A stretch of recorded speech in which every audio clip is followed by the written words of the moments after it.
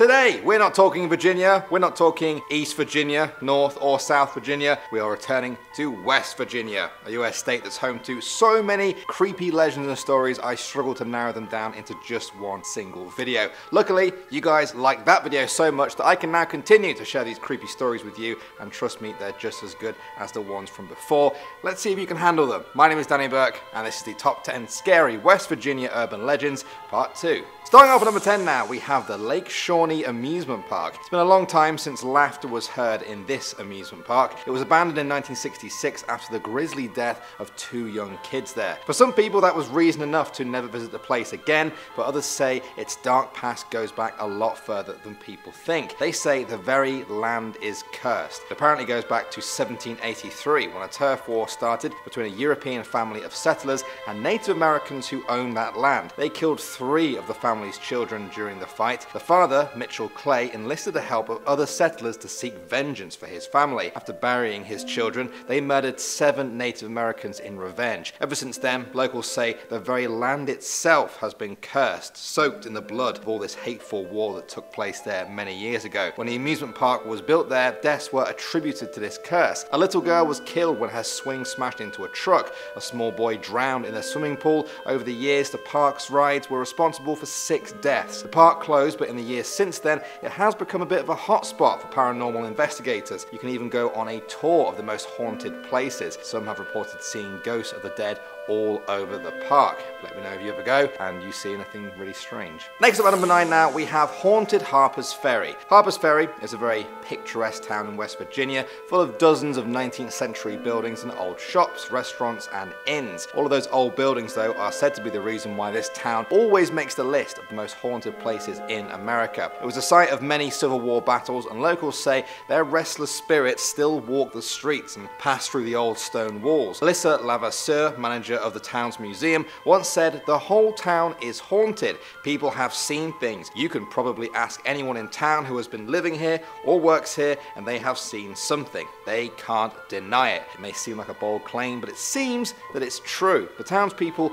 are all in agreement that their homes are also home to ghosts. Regular sightings include wounded soldiers, an old priest, and a phantom army troop performing one of their marching drills. Sounds annoying, and you probably can't ask them to keep it down. Next up at number 8 now, we have the unknown stranger. Today, in the town of Middleway, you can visit a grave where the marked name on it is simply the unknown stranger. The story goes way back to 1794. A traveling stranger was staying at a boarding house in Middleway when he fell gravely ill. He called the owner of the board house, Adam Livingston, to his bedside and told him he was Catholic. He begged to be given his last rites by a Catholic priest. Livingston was a Lutheran and knew of no Catholic priest nearby. The stranger begged and begged, but his request would be his last dying breath. In the years since then, locals say the unknown stranger haunts the old boarding house and even the town at large. They say he is a vengeful spirit, unable to pass on because he didn't get the last rites he so desperately wanted. Today, you can go to the grave of the unknown stranger, but some still fear his wrath will return against them. Coming in at number 7 now, we have the Trans-Allegheny Lunatic Asylum. This building was a psychiatric hospital that became operational in 1864. For almost 100 years, it took in some of the most troubled and disturbed minds in West Virginia. It was only built to house about 250 patients, but began to take on more than it could handle. By the 1950s, it had reached its peak and housed over 2,400 patients. They were all jammed into these overcrowded and poor conditions. Despite this, the asylum limped on for another 40 years until it was finally closed to patients in 1994. Now, people say it's haunted by the thousands of tortured souls who eked out a miserable existence there in their lives. Those who have dared to visit it report doors slamming, shadowy figures and blood-curdling screams from within the building's crumbling walls. Many locals stay well clear of it, but brave visitors can take special ghost tours right through the asylum where they say things go bump in the night almost every night. Next up at number 6 now, we have the North Bend Rail Trail, Tunnel number 19. That's a mouthful. Tunnel number 19 is also known as the Silver Run Tunnel. In 1910, a train engineer got the shock of his life when he saw that there, stood in in front of the tunnel they were about to go into was a girl. She was described as having pitch black hair and bloodless skin. She was wearing a white dress and didn't seem to fear the train that was barreling towards her. At first he thought she must have been sleepwalking. He slammed the brakes on the train, but she didn't move. Then, just as the train was about to hit her, she screamed and jumped straight up into the air. When he asked the next station master about this, he told him not to worry, as several others had reported the exact same sight. A new engineer called O'Flannery didn't believe that this ghost was real. On his first run, he sped towards the tunnel. It was foggy and there was a full moon. He spotted the woman in white but kept on going. The ghost screamed and shot straight up. When he reached his first station, there was a crowd waiting. He asked what was going on and was told that as his train passed each station, people were trying to warn him that there was a girl riding the front of the train,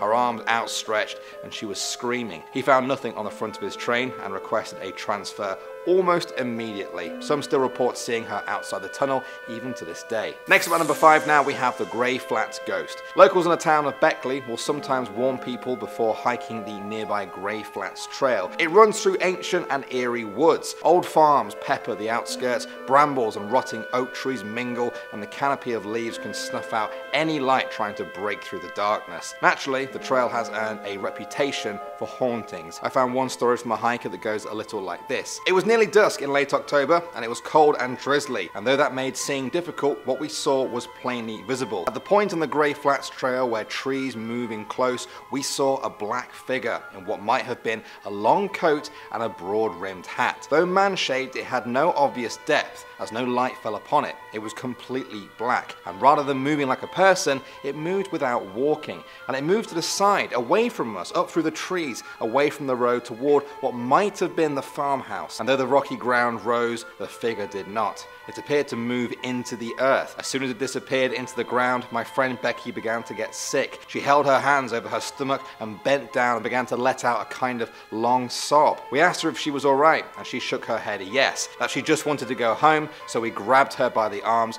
and went back out towards Ship Rock. Just as we were getting ready to turn onto the old farm trail, we looked back and saw the shape again. It appeared to be emerging from the ground and heading down toward where the old strip mines were. Very creepy story. Their words, not mine. I'm definitely creeped out though. Moving on to number 4 now, we have Blennerhassett Hotel. This hotel in St. Parkersburg seemed normal from the outside, but everyone will tell you it's what goes on inside that's made it famous among ghost hunters. It was built by William Chancellor in the late 19th century. Over 100 years on from that, locals say it's haunted by the very man who built it. There are consistent reportings and documented happenings of hauntings there going back decades. Visitors say that several spirits actually haunt the old hotel, but William is probably the most well known. He appears as an old man in a 3-piece grey suit. They say his hair and beard are slicked back and that he sometimes wears a top hat and a cane. The spirit is said to look solid until he disappears in a puff of cigar smoke. Some of the other spirits include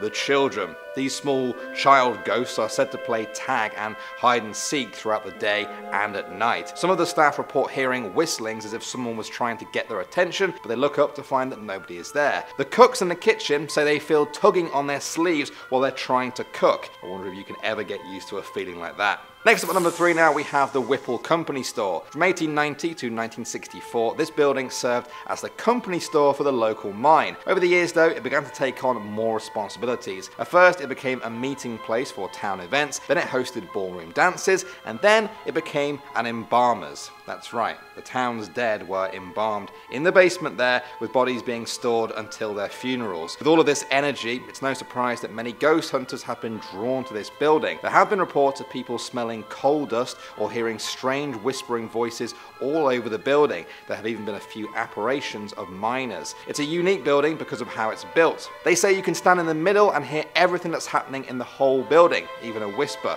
So if you do visit, there's almost no way you're missing a ghostly apparition. Moving on to number 2 now, we have the West Virginia State Penitentiary. This prison opened in 1875 in the town of Moundsville. Ever since then, it's gained a reputation as perhaps the most haunted prison in the United States. That may have something to do with its rather violent history. In the late 1800s, the prison took over executions for the entire state. 85 men were hung and 9 electrocuted there. Suicide, murder, and other violent punishments punishments also contributed to the death of hundreds of inmates. The exact number of inmates who died by violent means is unknown, perhaps intentionally hidden by the perpetrators. Locals will tell you the story of the phantom inmates who wander the hallways at night, especially the infamous Shadow Man. Ghost tours can show you around the lockup areas and the prison yard. You can even see the electric chair dubbed Old Sparky, responsible for the execution of a number of inmates. I was amazed to read that you can actually stay inside the penitentiary overnight. No lights, no nothing, just you and your friends trying to brave it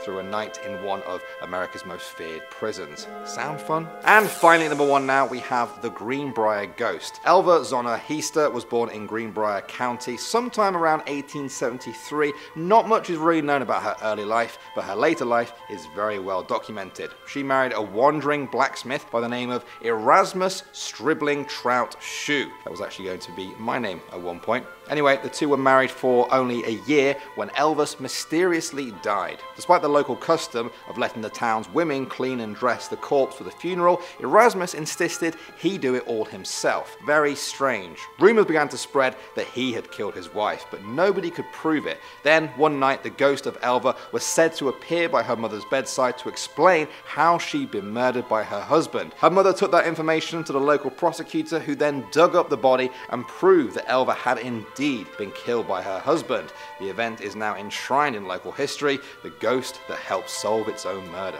I love ending videos on a strange sentence like that. Hopefully you enjoyed the video. If you like this, perhaps we should continue with other US states, or maybe everyone would like us to go international again. Let me know. Thanks for watching. As always, my name is Danny Burke, and I'll see you all in the next one.